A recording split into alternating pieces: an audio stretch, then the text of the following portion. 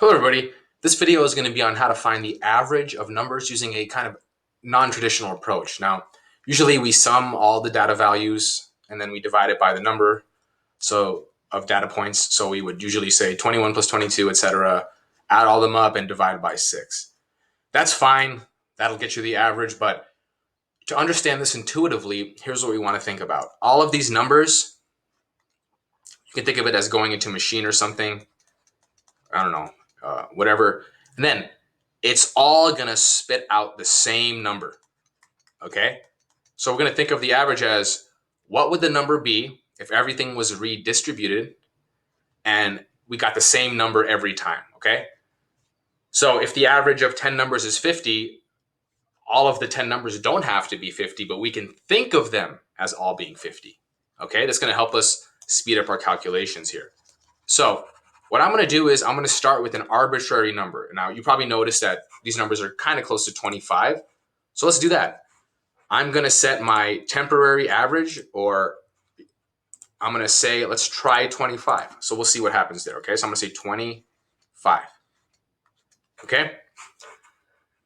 And now what we're going to do is we're going to keep track of our deficits and our surpluses. So this right here is the deficit of 4, right? This is 4 less than 25. This is how much?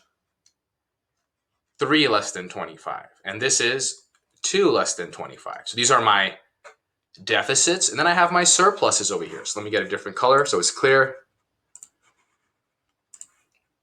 Okay, so now this is 1 above 25. This is 3 above. And this is 10 above. Great. So let's keep track of my deficits. I have, this is 7 and 2 make negative 9. Okay. And here I have 13 plus 1 is positive. So my surplus equals positive 14. Okay, so what's the net difference? The net difference, net gain or loss is, as we can see, negative 9, positive 14. We have plus 5. Okay, so great. We want to think of all of these numbers. We can think of them as they're all 25, and now we have to distribute the 5 amongst all of them. Okay, so our mean is just going to be 25 plus 5, my surplus, divided by 1, 2, 3, 4, 5, 6, 7. So 25 and 5/7. Okay? So it speeds up your calculation. Now, all of the numbers are not necessarily going to be 25 and 5/7, but if they were redistributed and they all were the same, it would come out to this value. Okay? Great.